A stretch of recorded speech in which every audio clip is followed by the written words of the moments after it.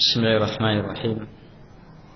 Alhamdulillah wassalatu wassalamu ala Rasulillah wa ala alihi wa ashabihi wa man tabi'ahum bi ihsan ila yaumil qiyamah. Amma ba'd. Fa inna asdaqal hadithi kitabullah wa khairal hadi hadi Muhammadin sallallahu alaihi wa ala alihi wa sallam. Wa syarrul umuri muhdatsatuha وكل محدثة بدعة وكل بدعة ضلالة وكل ضلالة في النار.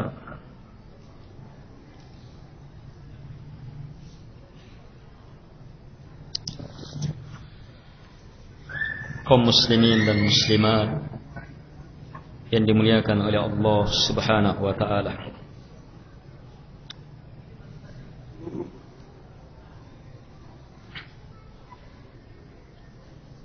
Sebelum kita melanjutkan, saya ingin mengingatkan kembali dua makna dari abdun. Seluruhnya adalah abdun, tegak di atas penghambaan. Hanya ada penghambaan yang berhubungan dengan rububiyah. Inilah abdun yang bermakna mu'abbad. Ma'rifatnya, syuhudnya hanyalah hakikat kauniyah. Syiarnya adalah la rabbah illallah, la khaliqa illallah. Hukumnya, ketika hal ini tidak masuk ke dalam hakikat diniyah, maka sejenis dengan iblis.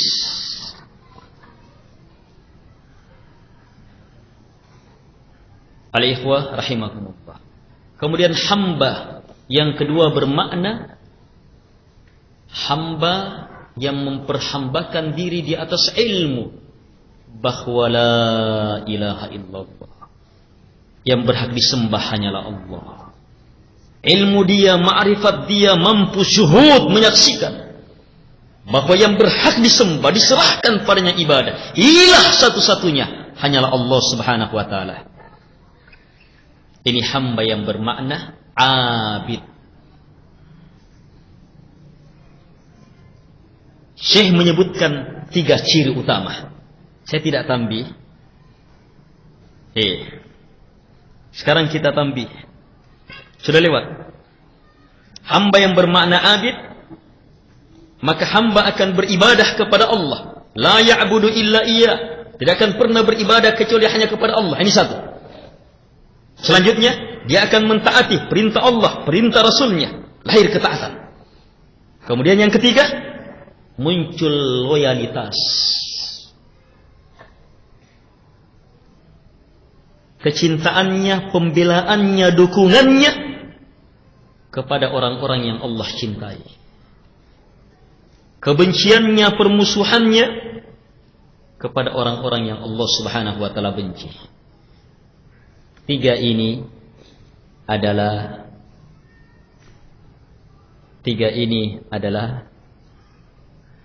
thalathatul usul. Ini thalathatul usul. Ma'rifatullah, ma'rifatun nabi, dan ma'rifatu dinil Islam.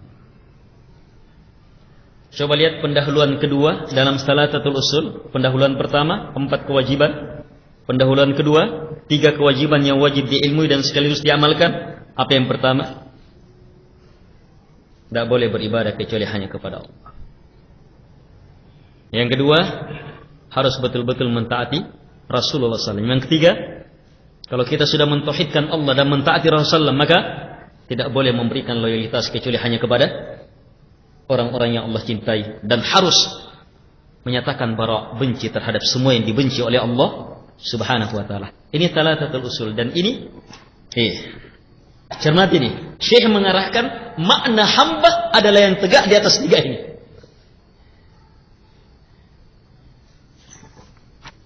Ini metode Syekhul Islam Ibn Taimiyah. Baru beliau mengumpul 3 ini. Dan nanti ketiga ini diurai. di akhir pembahasan dan menjadi inti uraian. Apalagi hal yang ketiga, dalam hal cinta kemana, benci kemana. Ini perkara-perkara yang betul-betul akan membedakan mana penghambaan benar dan mana penghambaan yang salah. Baik. Beliau berkata selanjutnya, fal ilah walladhi ya'lahuhul qalb bikamalil hub wat ta'zim wal ijlal wal ikram wal khawf wal raja wa nahwi dhalik. Ilah adalah, beliau ingin mendefinisikan makna ilah, sebab sudah masuk ke dalam penghambaan yang berhubungan dengan sifat uluhiyah Allah, bahwa la ilaha, tidak ada ilah kecuali hanyalah Allah. Ilmu kita dalam penghambaan bermakna abid akan sampai ke dalam jenjang mampu memahami bahwa betul-betul yang memiliki sifat ilahiyah, yang berhak untuk disembah hanyalah Allah, selain Allah tidak. Ini ilmu akan tumpul kalau kita tidak mengenal apa makna ilah itu, yang kita tolak kepada selain Allah dan kita tetapkan hanya kepada Allah Subhanahu wa ta'ala. Cermati betul perkara ini. Banyak orang yang menyatakan la ilaha illallah, tapi penghambaannya tidak melewati penghambaan rububiyah yang berhubungan dengan rububiyah Allah. Kenapa? Padahal sudah mengucapkan la ilaha illallah. Penghambaannya tidak melewati penghambaan orang-orang musyrikin. Kenapa? Sebab tidak mengenal makna ilah, atau salah dalam mengenal makna ilah. Al-ikhwah rahimakumullah. Al-ilah adalah dia yang hati terhambakan kepadanya dalam bentuk kesempurnaan cinta kepadanya, kesempurnaan at-ta'zim, pengagungan, wal ijlal, pemuliaan, wal ikram, mirip pemuliaan, pengagungan, mendudukkan Allah dengan setinggi-tingginya. Dia yang hati terhambakan kepadanya dalam bentuk kesempurnaan takut kepadanya, harapan kepadanya, dan yang semisal ini. Kalau kita lanjutkan, dan yang semisal ini dari jenis-jenis ibadah, dari jenis-jenis ibadah, itu ilah. Itulah ilah. Kapan ada sesuatu hati terikat kepadanya dalam bentuk mencintainya dengan hebat, mengharap kepadanya, dia sudah jadi ilah. Membesarkan, mengagungkannya, takut dan tunduk kepadanya, dia ilah. Dan yang jelas, syuhudnya hamba yang benar, ma'rifatnya hamba yang benar, kalau dia mampu menyatakan la ilaha illallah, tidak ada ilah kecuali hanya Allah. Kalau ilmu kita belum sampai ke sini jamaah, bodoh kita. Belum mendapatkan ilmu, bodoh.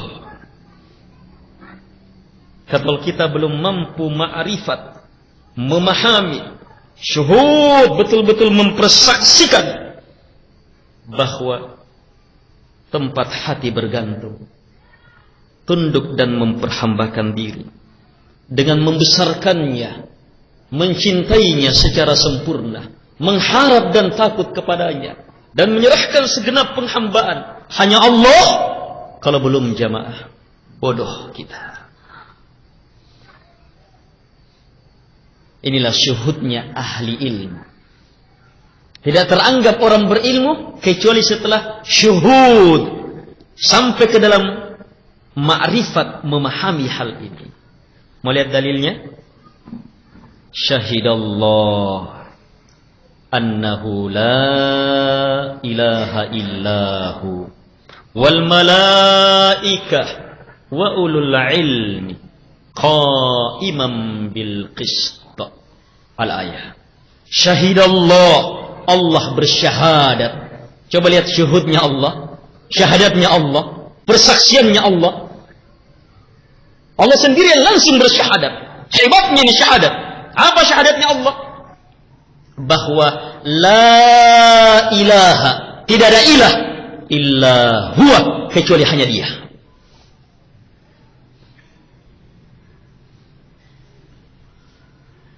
Coba lihat, selain Allah siapa yang Allah ikutkan? Wal malaika, dan seluruh malaikat. Seluruh malaikat tanpa kecuali. Ma'rifat mereka, syuhud mereka menyatakan bahwa la ilaha illallah. Selain malaikat, dari kalangan jin dan manusia, Allah menyebutkan sifat wa ulul ilm, dan orang-orang yang diberi ilmu. Apakah dari kalangan jin atau dari kalangan manusia? Mereka adalah orang yang diberi ilmu, pemilik ilmu, ketika mampu menyatakan la ilaha illallah. Cermati jamaah, Allah mensifati mereka sebagai pemilik ilmu. Ketika mampu syuhud, mampu ma'rifat, kokoh di atas la ilaha illallah. Kalau kita balik, berarti bodoh. Kalau belum bisa mempersaksikan la ilaha illallah, bodoh. Bodoh. Sepakat? Disitulah zaman jahiliyah. Disinilah hakikat kejahiliaan. Kenapa zaman jahiliyah dikatakan zaman jahiliyah? Karena mereka jauh dari la ilaha illallah. Mereka tidak mau menerima la ilaha illallah. Mereka tidak mampu meyakini, menetapkan kokoh di atasnya bahwa la ilaha illallah. Yang berhak disembah hanyalah Allah subhanahu wa ta'ala. Selain Allah tidak berhak untuk disembah. Cermati betul syuhud ini. Ini ma'rifat yang sangat luar biasa.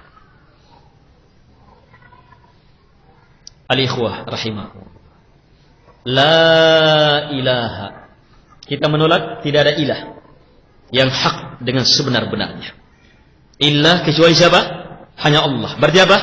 Ilah yang kita akui, yang benar hanyalah Allah. Selain Allah bukan ulah, bukan ilah. Kalaupun ada yang menjadikannya ilah, maka aliha batilah, sembahan-sembahan batilah. Dzalika bi anna Allah huwal haq wa anna ma yad'una min dunihi huwal batil. Yang demikian itu karena Allah subhanahu wa ta'ala semata yang hak, dan semua yang disembah selain Allah adalah batil. Ini ma'rifat. Jelas ya ikhwah?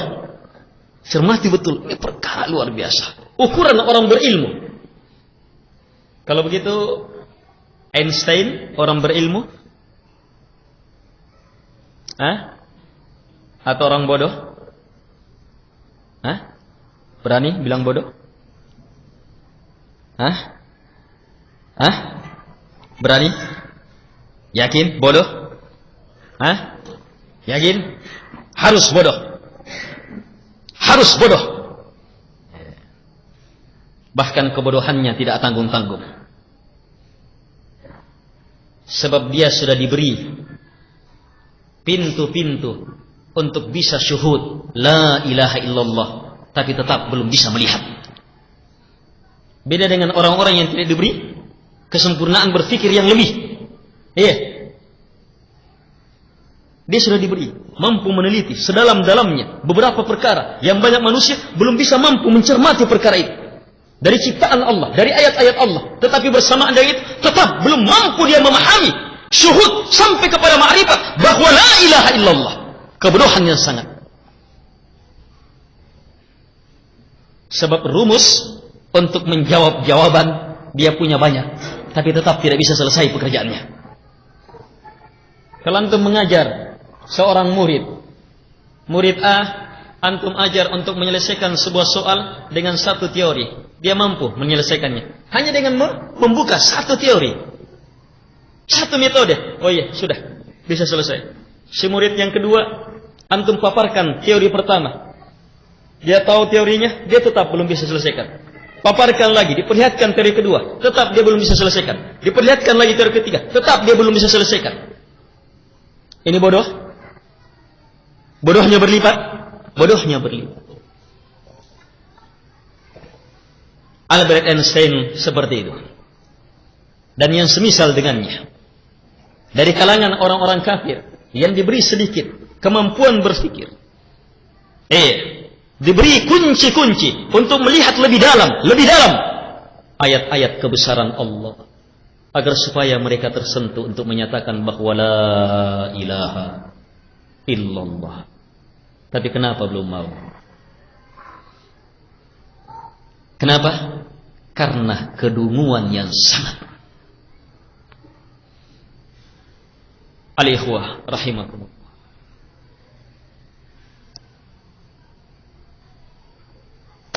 Cermati betul kata ilah di sini. Ilah adalah dia yang hati terikat, terhambakan kepadanya. Ingat, jangan sampai ada selain Allah. Kapan ada selain Allah? Kafir. Keluar dari la ilaha illallah. Perkara hati adalah perkara terbesar dalam penghambaan. Al-ikhwah rahimakumullah. Wa hadhihi al-ibadah hiya allati yuhibbuha Allah wa yardaha wa biha wasafa al-mustafina min ibadihi wa biha ba'atha rusulah. Inilah kata beliau ibadah yang Allah Subhanahu wa taala cintai, yang Allah Subhanahu wa taala ridai. Dan hanya dengan makna ibadah ini Allah mensifati orang-orang pilihannya sebagai hamba-hambanya. Dan hanya dengan penghambaan ini Allah Subhanahu wa taala mengutus rasul-rasulnya dengan makna ibadah ini. Berarti inilah makna dari firman Allah yang ditanyakan, ya ayuhan nas wa'budu rabbakum. Beribadalah kalian kepada Rabb kalian. Makanya ayat setelahnya akhirnya apa? Fala taj'alu lillahi andada. Ilmu dalam penghambaan yang melahirkan ilmu untuk menolak semua yang disembah selain Allah. Itu adalah kandungan dari la ilaha illallah yang terdiri dari dua. La ilaha menolak semua yang disembah selain Allah sebagai ilah, dan illallah menetapkan bahwa yang berhak untuk disembah hanyalah Allah Subhanahu wa taala. Adapun al-abdu, hamba bimakna al-mu'abbad, dalam arti yang diperhambakan, sawa'un akharra bidzalika wa ankar, sama saja hukumnya, dia akui atau dia ingkari, maka ibadah dalam makna ini bersyirikat di dalamnya orang beriman dan orang kafir.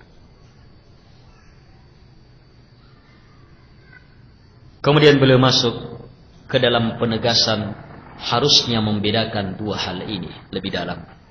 Kata beliau, وبالفرق بين هذين النوعين يعرف الفرق بين الحقائق الدينية الداخلة في عبادة الله ودينه وأمره الشرعي التي يحبها الله ويرضاها ويوالي أهلها ويكرمهم بجنته وبين حقائق الكونية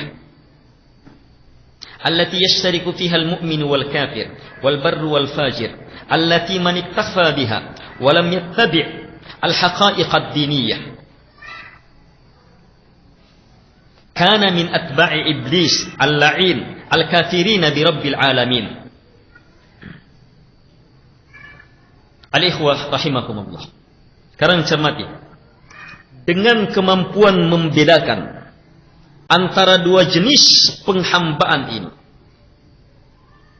antara dua jenis makna hamba ini, maka di sanalah kita mampu membedakan antara hakikat agama, antara hakikat agama. Ini jenjang hakikat, tapi hakikat agama. Mana hakikat agama yang masuk ke dalam ibadah kepada Allah, yang merupakan agama Allah, yang Allah perintah, yang merupakan syariatnya, perkara yang Allah cintai, yang Allah ridai, yang karena inilah Allah mencintai ahlinya, yang dengannya lah Allah memuliakan mereka dengan surganya. Dan dengan pembedaan ini pula kita mampu membedakan tadi antara hakikat agama dengan apa? Hakikat kauniyah. Ingat istilah hakikat diniyah dan hakikat kauniyah. Kita mampu membedakan. Oh, bahwa ini hakikat kauniyah. Hakikat yang bersyarikat di dalamnya. Orang beriman dan orang kafir. Orang yang baik dan orang yang jahat. Yang hukumnya, siapa yang merasa cukup hanya dengan syuhud, mempersaksikan dan menegakkan ibadah sekedar dalam hakikat kauniyah, dan dia tidak susul dengan hakikat agama, maka dia masuk ke dalam kelompok pengikut iblis, makhluk terlaknat, masuk dalam kelompok orang-orang yang kafir terhadap pencipta alam semesta. Kapan? Ketika hakikat kauniyah dia tidak ikutkan, dia tidak susulkan dengannya dengan hakikat agama.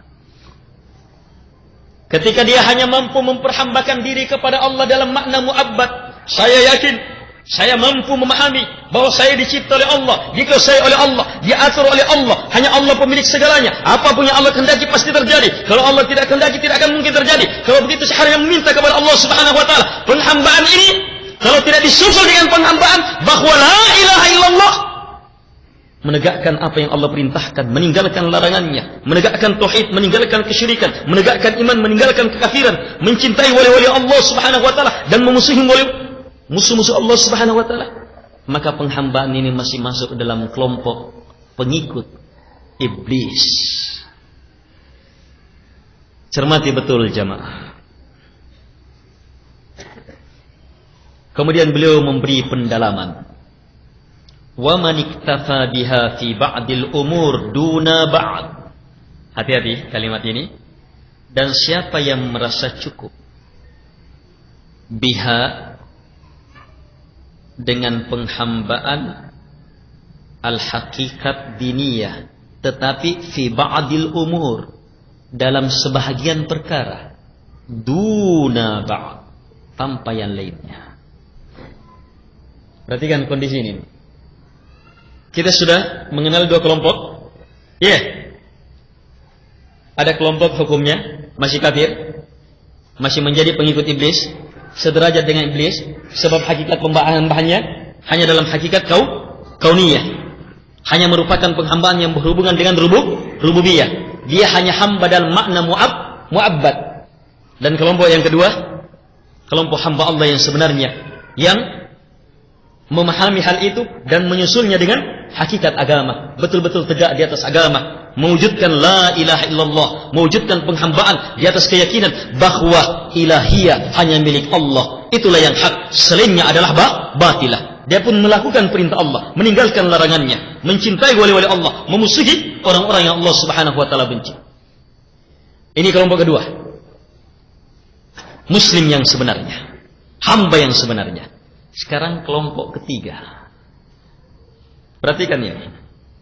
Kelompok ini sampai ke dalam hakikat kauniyah dan mengambil juga masuk ke dalam hakikat agama, hanya merasa cukup hanya dalam sebahagian hakikat, sebahagian perkara agama saja, sebahagiannya tidak. Au fi maqam duna maqam. Dia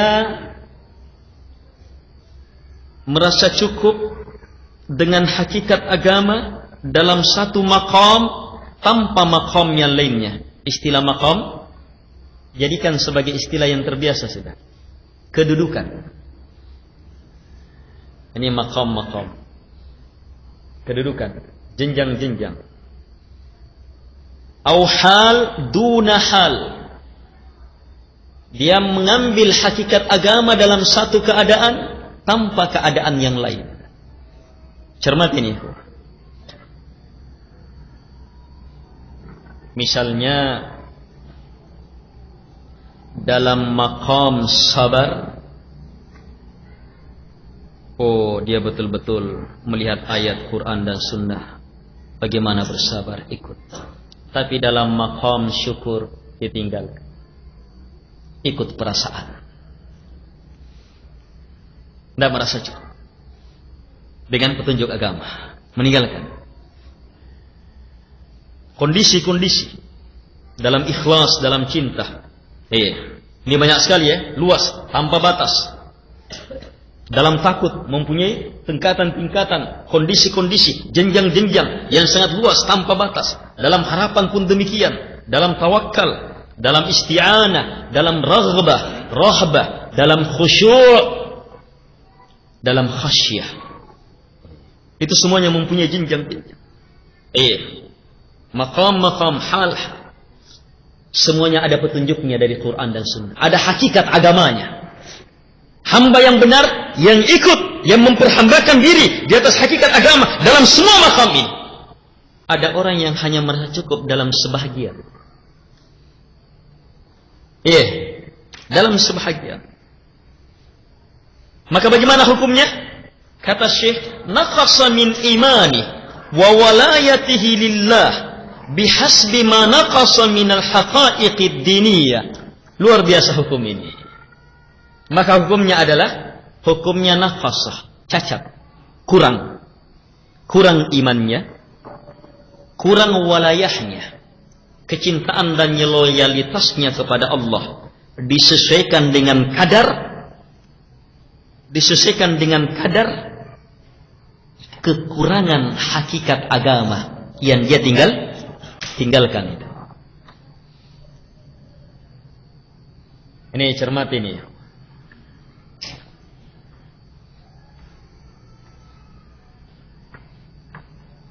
Tiga kelompok sehubungan dengan dua hakikat ini.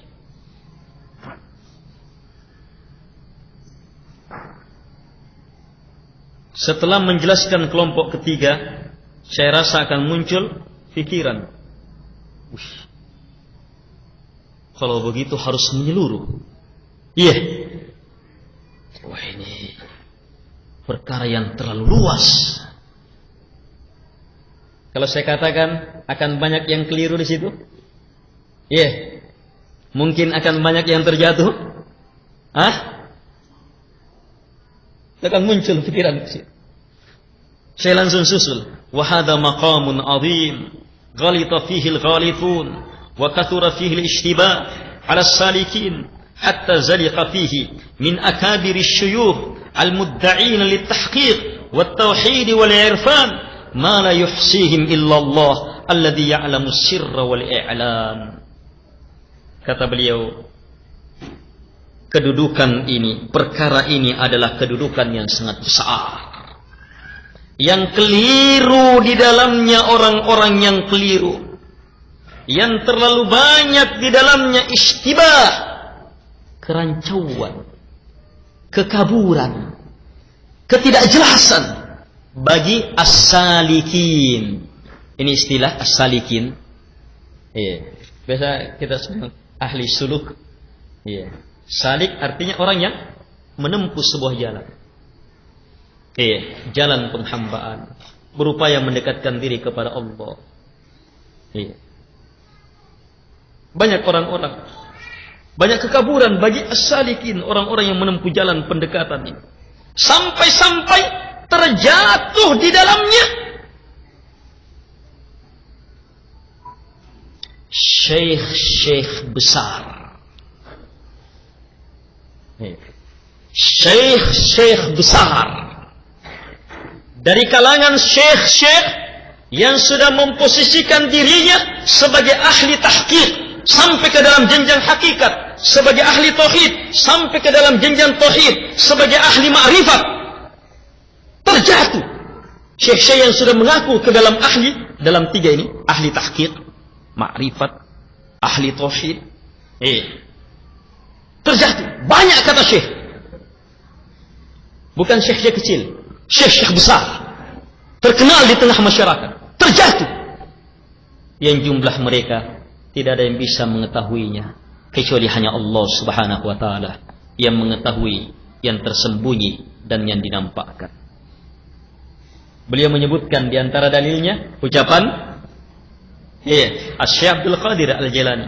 Kata beliau, wa ila hadza asyara Asy-Syaikh Abdul Qadir Al-Jailani rahimahullahu taala fima dzukira an fa bayyana anna katsiran minar rijal idza wasalu ila al-qada'i wal qadar amsaku illa ana fa inni fatahat li fihi rawzanah.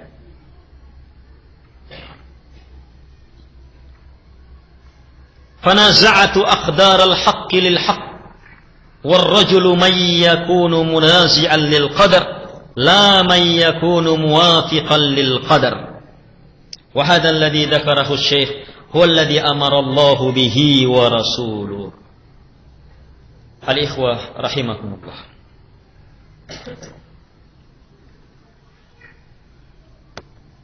Kata beliau, pada kenyataan ini akan banyaknya syekh-syekh besar terjatuh. Bahkan deretan syekh yang sudah menganggap dirinya sampai ke dalam jenjang hakikat, ma'rifat. Itu dulu ya, zaman beliau ya. Iya, kalau zaman lagi, ya lebih luar biasa lagi. Zaman kita sekarang lebih mengerikan lagi. Ini disyaratkan oleh Syekh Abdul Qadir Al-Jailani. Ini salah seorang ulama ahli zuhud. Beliau mempunyai kitab Al-Ghunniyah. Dalam kitab itu beliau mengakui manhaj yang benar, manhaj ahli sunnah wal jamaah. Hanya biasa di kalangan ahli zuhud itu dalam berita-berita selanjutnya akan banyak berita-berita dusta disandarkan kepada Syekh Abdul Qadir Al-Jailani. Itu banyak cerita tentang Syekh Abdul Qadir Al-Jailani. Keumumannya dusta. Kalaupun ada yang benar, maka beliau pun manusia, benar dan keliru. Ambil yang benarnya, tinggalkan kekeliruannya. Al-ikhwah rahimahumullah. Fima dzukira anhu. Pada apa yang dzukira. Syekhul Islam Ibnu Taimiyah menyebutkannya dalam sigah dzukira, disebut. Berarti beliau tidak memastikan betul. Dzukira, disebutkan berita kepada beliau.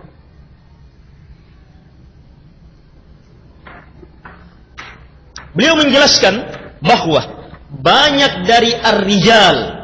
Ini penggunaan kata rijal untuk apa? Orang-orang yang mempunyai kedudukan tertinggi. Kata rajul, ya biasa kalau dalam bahasa saja, rajul lelaki dewasa. Tapi kalau dikatakan antar rajul, berarti apa? Lelaki yang mempunyai sifat kelaki-lakian yang hebat. Ini pujian, lelaki yang tertinggi. Kata beliau, banyak dari para rijal. Ketika sampai kepada qada dan qadar.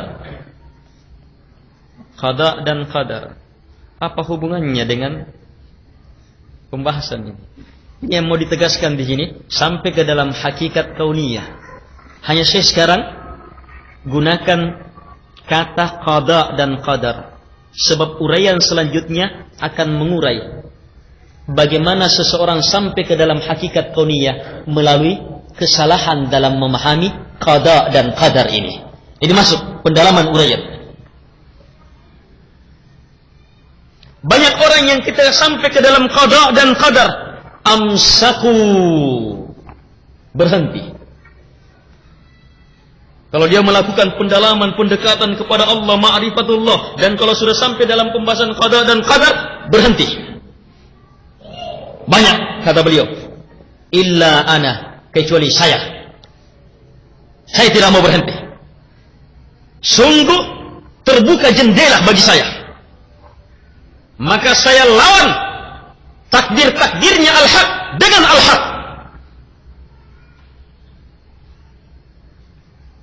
Kemudian beliau menegaskan, lelaki yang sebenar-benar lelaki, syekh yang sebenar-benar syekh, mananya seperti itu adalah yang menjadi munazi'an lil qadar, melawan takdir itu, tidak pasrah terhadap takdir.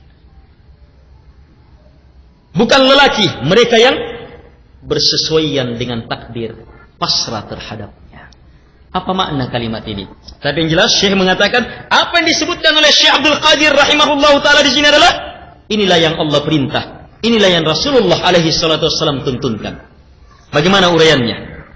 Walakin katsirun minar rijal ghalitu fihi فإنهم قد يشهدون ما يقدر على أحدهم من المعاصي والذنوب أو ما يقدر على الناس من ذلك بل من الكفر ويشهدون أن هذا جار بمشيئة الله وقضائه وقدره داخل في حكم ربوبيته ومقتضى مشيئته فيظنون الاستلام لذلك وموافقته والرضا به ونحو ذلك دينا وطريقا وإبادة فيضاهئون المشركين الذين قالوا لو شاء الله ما أشركنا ولا آباؤنا ولا حرمنا من شيء. Kata beliau rahimahullahu ta'ala,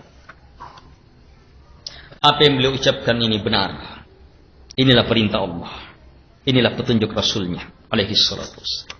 Hanya banyak dari para rijal ini, banyak dari para syekh justru keliru di dalamnya.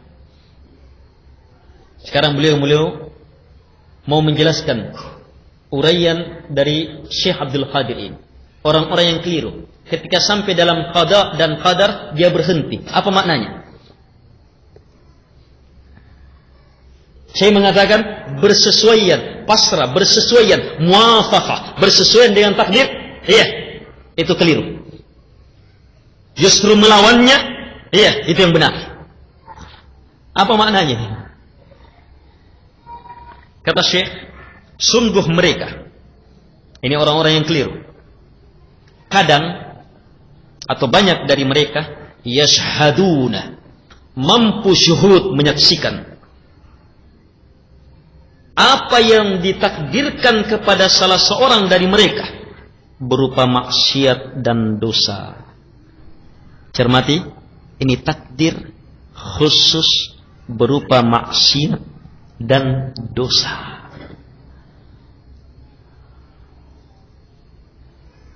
Atau apa yang ditakdirkan berupa maksiat dan dosa yang terjadi pada manusia. Bahkan takdir kekafiran. Mereka menyaksikan, ilmu mereka sampai ke dalam ma'rifat, syuhud, bahwa hal ini, hal apa tadi? Maksiat, dosa, bahkan kekafiran, ini terjadi karena kehendak Allah, qada Allah, takdir Allah. Benar? Benar. Tapi perhatikan, salahnya sebentar. Mereka mampu syuhud bahwa kejadian ini terjadi masuk dalam hukum rububiyahnya Allah. Allah sebagai Rabb mencipta, termasuk mencipta terjadinya dosa, menghendaki, iya, mentakdirkan, tidak lepas dari hal itu.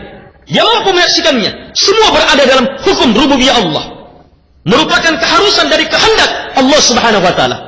Sehingga di sini mereka pun menyangka bahwa istilah pasrah terhadap takdir ini bersesuaian karena Allah takdirkan seperti itu, ya jalani saja takdir Allah, kehendak Allah, dan ridha terhadap perkara ini. Dan yang semisal ini mereka menganggapnya ini adalah agama, inilah tarikat, inilah penghambaan tingkat tinggi. Syekh langsung memberi hukum.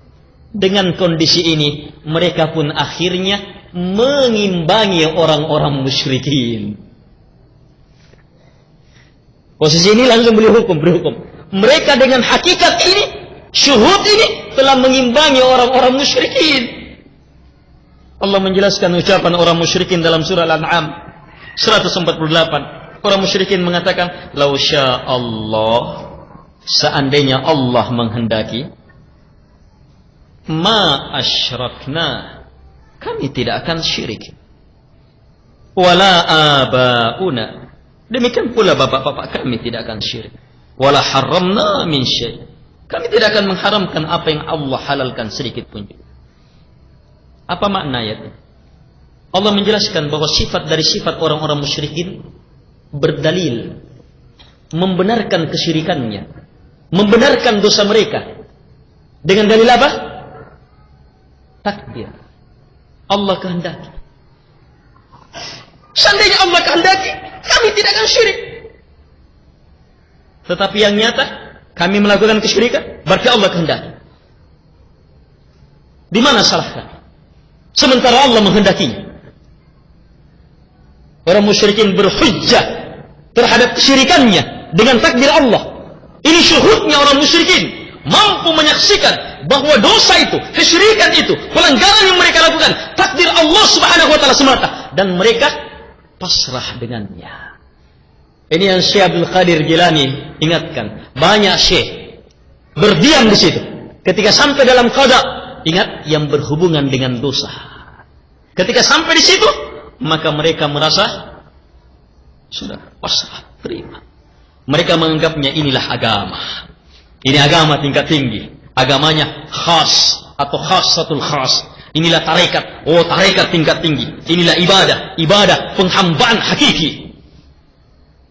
Ketika dengan ilmu orang, ma'rifatnya seseorang, syuhudnya dia, mampu betul-betul melihat bahwa dosa yang dia lakukan semata kehendak Allah, betul-betul Allah yang menghendakinya, Allah yang menginginkannya. Karena Allah menginginkannya, maka pasti terjadi. Keyakinan ini langsung diselewengkan sedikit oleh syaitan. Pasrah saja. Allah takdirkan, sudah pasrah. Ingat ya, keyakinan sampai bahwa dosa itu takdir Allah, ini keyakinan benar. Tidak ada satupun yang terjadi, dosa ataupun. Makanya, wa tu'mina bil qadari khairihi wa syarri. Kamu beriman terhadap takdir, baik dan buruk. Termasuk yang buruk, dosa-dosa. Ingat, dosa apapun yang kita lakukan, itu takdir Allah. Allah sudah takdirkan, pasti terjadi. Terus bagaimana? Kalau orang sesat, pasrah terhadapnya. Ilmu dia hanya mampu menyatakan, karena Allah takdirkan pasti terjadi. Kalau begitu, istislam, pasrah terhadapnya, tulus terhadapnya. Inilah tarekat, inilah agama, inilah penghambaan yang hakiki. Syekh memberi hukum persis agamanya orang musyrikin yang berhujjah akan kesyirikannya dengan takdir. Lau sya'allahu ma asyrakna wala abauna wala harramna min syai'. Baik, al-ikhwa rahimakumullah. Jelas ya? Masuk waktu Isya. Tapi sebelum azan, ingat ini. Kita sudah masuk dalam pembahasan mengurai orang-orang yang sampai ke dalam hakikat, menganggap dirinya sampai ke dalam hakikat yang ternyata hakikat kauniyah. Sekarang diurai bagaimana proses penyesatan itu ternyata dalam kesalahan memahami takdir. Sebab orang ketika memahami hanya Allah yang mentakdirkan, itu kenapa? Paham dalam ilmu tentang rububiyah Allah Subhanahu wa taala. Sehingga lahir ini luar biasa. Banyak orang yang terjatuh, masuk ke dalam kesesatan karena kesalahan paham ini. Hukumnya juga sudah jelas, persis sama dengan agama orang-orang musyrikin. Dalilnya jelas, bagaimana orang musyrikin berhujjah. Masih ada 2 ayat dan penegasan akan hal ini. Sehabis salat Isya kita lanjutkan. Subhanakallahumma wa bihamdika.